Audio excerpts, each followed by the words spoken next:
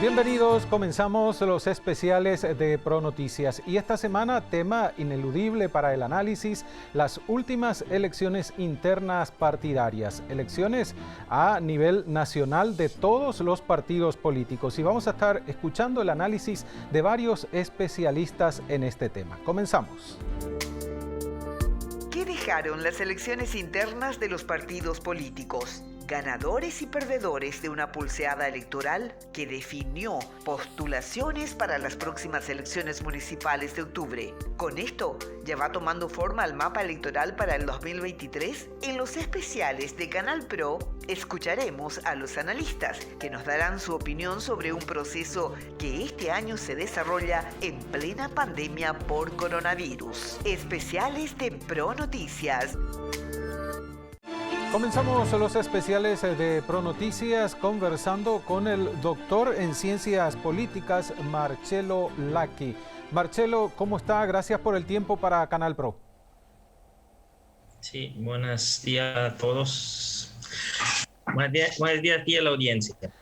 Bueno, muchísimas gracias, como le decía, por el tiempo y la idea es escuchar un análisis de parte suya de este proceso electoral interno de los partidos políticos que vivimos la última semana. ¿Cuál es su parecer en relación a los procesos tal vez más destacados, podríamos decir, el del Partido Colorado y el del Partido Liberal Radical Auténtico? Podríamos empezar por ahí, si le parece.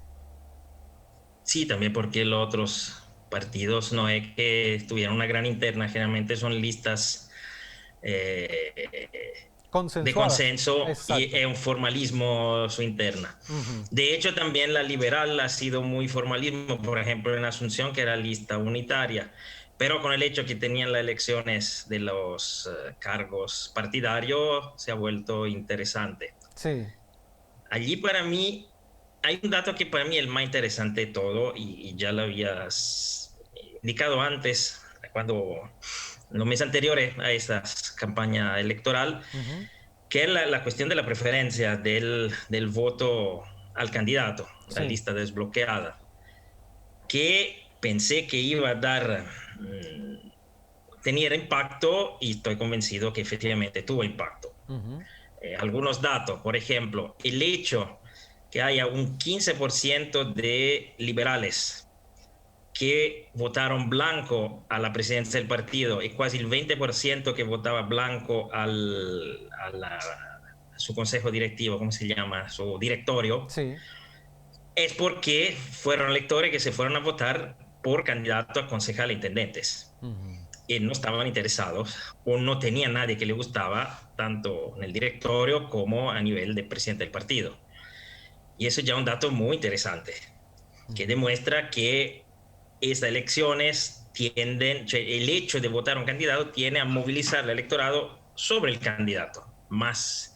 Y después tiene toda una serie de otros votos que dar, como ha ocurrido con Liberal, que creo que daban casi 10 votos por allí, con todas los cargos que tenía que elegir, que no eran tan interesados, porque estaban allí para votar por su candidato. La interna colorada de Asunción, que es más interesante de todo porque había 24 candidatos de 15 listas, por ejemplo, nos da datos muy interesantes al respecto, porque hace tanto todos los candidatos, todos, de esas 15 listas, vi los resultados preliminares, consiguieron votos. Es decir, hay gente que se fue a votar por esos candidatos, no importa su posición, el número de lista, etc. Después, hace 5 años, 6 casi, en el 2015, se presentaron como concejales para la concejalía en la NR 28 listas por 24 lugares y fueron elegidos en la lista de los 24 candidatos que salían de 16 listas. Esta vez tuvimos solo 15 listas y los candidatos que completarán las 24 solo salen de 6 listas. Entonces demuestra que el Partido Colorado entendió cómo funciona el nuevo sistema. Y entonces grupos que antes se presentaban solo han preferido reagruparse y aprovechar de esa unión, pero cada uno haciendo la campaña sus propios candidatos. Cosa que, por ejemplo, la izquierda en Asunción no hizo, que se presenta en 5 o 6 listas separadas, cuando podían haber hecho una lista única y cada uno luchaba para sus candidatos. Pues no, se han dividido y probablemente no entrará ni un concejal de izquierda, quizá uno, por suerte. Los Colorados, en cambio, que parecen que son tan antiguos, pero están más despiertos y han podido agruparse. Y a pesar que todavía había 15 listas, pero repito, solo 6 meten concejal. Después, como se había dicho, y la posición de la lista es secundaria. De hecho, de estas 6 listas, sí, todos los número 1 han entrado en los 24, pero solo en 2 listas llegó a tener las mayor preferencias. En otro caso llegó como quinto o como tercero, es decir, pero sí es interesante ver que todo lo que entrarán en la lista final de los 24, aparte un caso que era número 13, todo lo otro son casi todos entre el 1 y el 6, máximo 7. Eso significa que en todo modo, en esta lista agrupadas, se pusieron en primer lugar los líderes. El ser número 1 en primer lugar entonces no tiene tanta relevancia, pero al mismo tiempo entraron gente de los primeros lugares en estas 6 listas. Entonces significa que de todo modo líderes de grupos, de subgrupos dentro de este movimiento, o gente que en todo modo tenía un apoyo popular, o porque tiene una estructura clientelar, o porque tiene un apoyo personal, fueron puestas en los primeros lugares de la lista. Y después allí se reacomodaron la posición en función de los votos personales. Otro dato interesante es que, como no esperábamos, ahora el currículum, el largo camino en las instituciones no tiene más importancia si no tenés un apoyo real entre el elector. El caso más extremo de Fiorotto, que fue diputado, senador, embajador, ministro, concejal, fue rechazado totalmente electorado, no llegó a 500 votos. Era número de la lista y llegó segundo de su lista, y su lista no llegó ni a los premios. Hay otros casos de candidatos que son muy fuertes, que son ex concejal y que son concejales ahora, y que sí están en la lista, ponen en juego otra vez en octubre. Pero los votos que han tenido ahora ya nos dan una idea de quién son los más potencialmente elegibles menos. Lo mismo, por ejemplo, en el Partido Liberal, donde, aunque era lista única, pero la gente tenía que votarlo porque estaba votando para las otras candidaturas. Y allí, por ejemplo, ya vimos que, por ejemplo, el concejal Wagner continúa a ser el dominador y se modificaron posiciones en la lista. Un aspecto negativo de todo eso es que arriesgamos de no tener, por lo menos entre el color liberal, de no tener mujeres en el próximo concejal. Pues de Galía, la primera mujer de la NR está en 9º lugar, y creo en el Partido Liberal llega a 6ª o 7ª, cuando ellos difícilmente subirán los 5 concejales. Pero eso se sabía, era el riesgo. Con la preferencia, el riesgo es que las mujeres no entren, pero que demuestra un factor positivo, entre comillas, porque demuestra lo que siempre se dijo, que Paraguay es un país que sufre todavía de machismo y patriarcado, y no podemos escondernos detrás del dedo de decir, no, pero la mujer durante la guerra de la Triple, la importancia, post-guerra de la Triple, por la mujer, no. Paraguay, la mujer es todavía vista como la que tiene que estar en la cocina. No se le ve, y lo feo es que no es que solo los hombres, también las mujeres no la ven a las otras mujeres como potenciales representantes y miembros de la clase política. Y es un problema, a mi punto de vista, pero es un problema cultural. Es una cuestión, como se decía antes, que era una cuestión de que no tenían los espacios, donde tenían la oportunidad.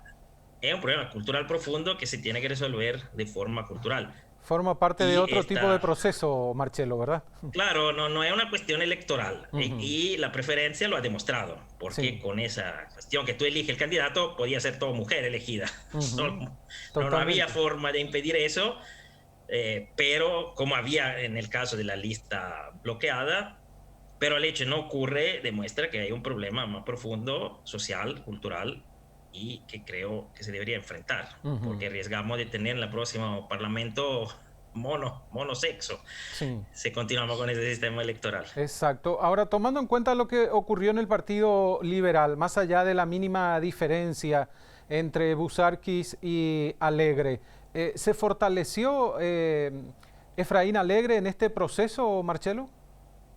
Para mí no, porque riesga de tener el director en contra, entonces ha ganado del 0,8%. Totalmente dividido. Que puede ser que en el provisorio, puede ser que en el definitivo sea hasta menos.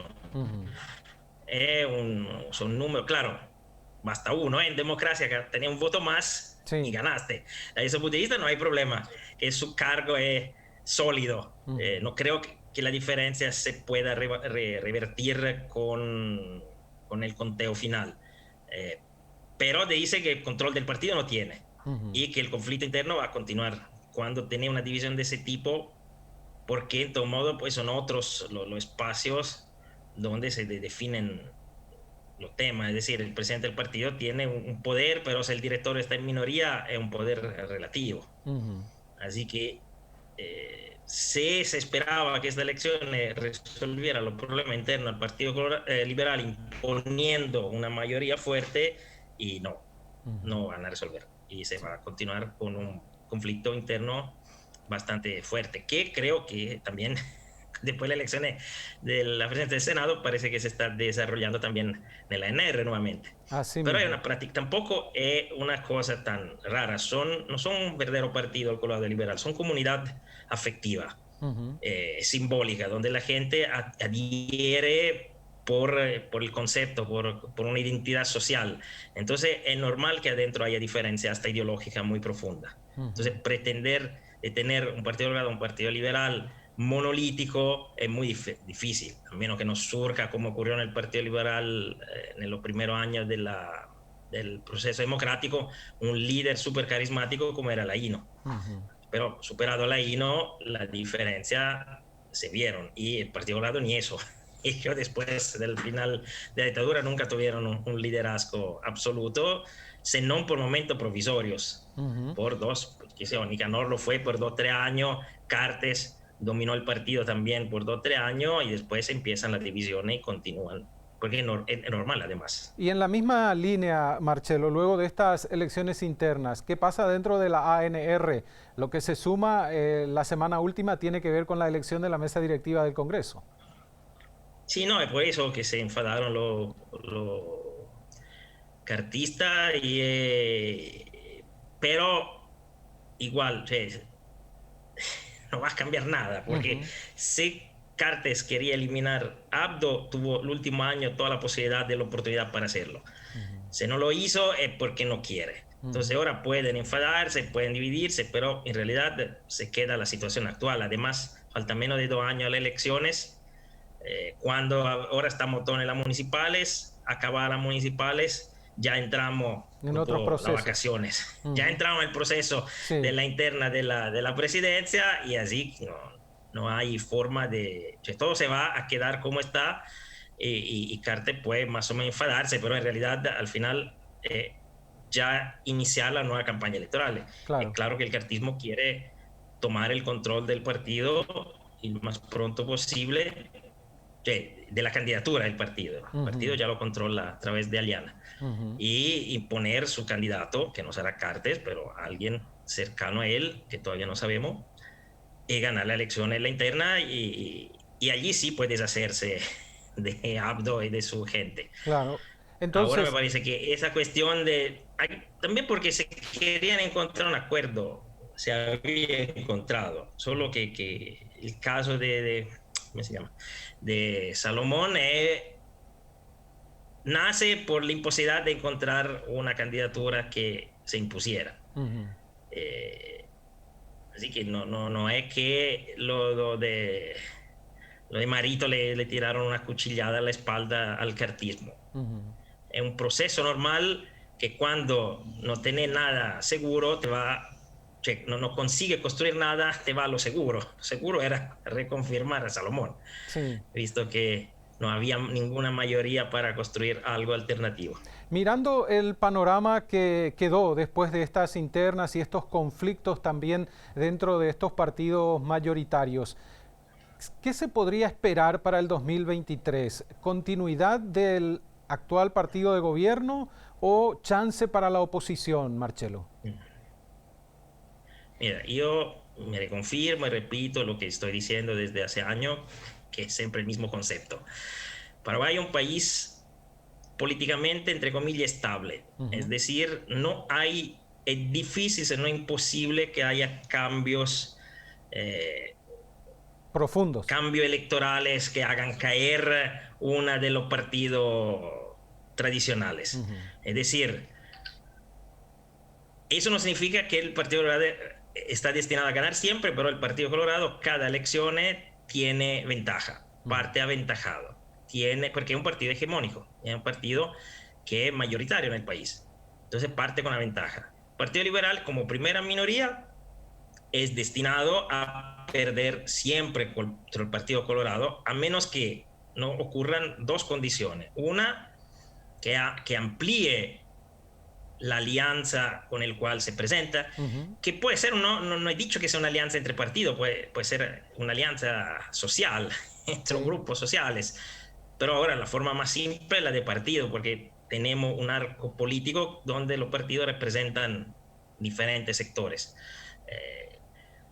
Entonces, una alianza y una candidatura que sea empática, que vaya más allá de tu alianza. Eso ocurrió en el 2008 con Lugo y no ocurrió en el 2018 con Efraín. Efraín tenía la alianza, pero a pesar que para mí Marita no quedó muy malo, no pudo construir la empatía con el electorado, no pudo construir ese extra hasta de Colorado que podían votarlo, cosa que en cambio Lugo consiguió. Lugo no solo unía la oposición, sino robaba también al Partido Colorado, porque era un representativo de una idea. Efraín es otra idea. Efraín es el político puro, liberal. Lugo era el ex obispo que supuestamente que iba más allá de los partidos políticos, a pesar de ser candidato por un partido. Entonces, a partir de eso, ¿qué no espera 2023? Los Colorados tienen sus cuestiones, se harán su lucha, elegirán su candidato, no se aliarán con nadie, claramente, y su candidato es probable que sea alguien del entorno cartista, porque Añetete me parece un movimiento en descomposición y Marito me parece destinado a más y más fracasos políticos de aquí al 2023. Del otro lado, y si los liberales quieren imponer otra vez un candidato que no tiene empatía con la gente, que hagan una alianza, para mí están destinados a la derrota. Si se encuentra en cambio un candidato que sí, o un ticket, por ejemplo, un presidente, un vicepresidente, que simbólicamente, porque tenía también eso Lugo con Franco, a pesar de lo que pasó después, simbólicamente tenía un mensaje. Era la unión de dos espacios culturales diferentes, pero unido en un proyecto político común, y la gente instintivamente apreció, porque tampoco era un gran programa de gobierno, Lugo tenía 4 puntos para su campaña electoral, mínimo y básico, pero la idea allí era construir un tipo de gobierno diferente, dar la idea a la gente que se iba a hacer algo diferente. Ahora, no es tan fácil porque el algo diferente ya estuvo, igual la situación, igual volvieron los Colorados, entonces no era un algo diferente que fue definitivo. Entonces, construir una alternativa al Partido Colorado sirve dar una idea diferente, una idea alternativa con un paquete de candidatura, un presidente, vicepresidente, que parezca algo diferente, algo que nuevo, algo que sí me da garantías. Para mí Efraín no daba garantías, y mucho de Franco, que no creo que nadie recuerde como algo positivo. Era un político liberal y él se podrá diferenciar como cree de Franco, pero él actuó para que Franco fue presidente, por ejemplo. Instintivamente estas cosas quedan, no importa que la gente no haga tantas reflexiones políticas, son cuestiones instintivas. no te da confianza un político. Hoy como hoy la oposición está más débil el Partido Colorado, entonces mientras el Partido Colorado puede hasta encontrar un político, en todo modo no está candidatando políticos, porque el último fue Nicanor, sí. Después fue Blanco Velar, que no era una política en ese momento, ahora más sí era una técnica especial en educación, después fue un empresario, y Marito no tiene un historial de líder político, tiene el historial de, no sé, de un empresario no tan exitoso, pero no tiene historial propio. Del otro lado, en cambio, tú presentas gente que son 30 años que están en política, es claro que el impacto es diferente. Entonces, ya tiene que competir desde una posición inferior, porque el Partido Colorado hegemónico, candidatos, y no hablo solo de Efraín, el caso es porque él se presentó, pero claro, puede ocurrir con otros también. Puede ser otro, sí. Que no pueden ser alternativo a esa lógica del partidista clásico y tradicional, difícilmente puede ganar, porque sos inferior. Y me dice, pero la otra vez perdimos el 3%, sí, pero perdiste. En democracia es suficiente perder de un voto. Mira que lo que pasó en Perú. En Perú perdió del 0,1, no sé cuánto, una cosa ridícula. Son millones y millones de votos, pues son mucho más que...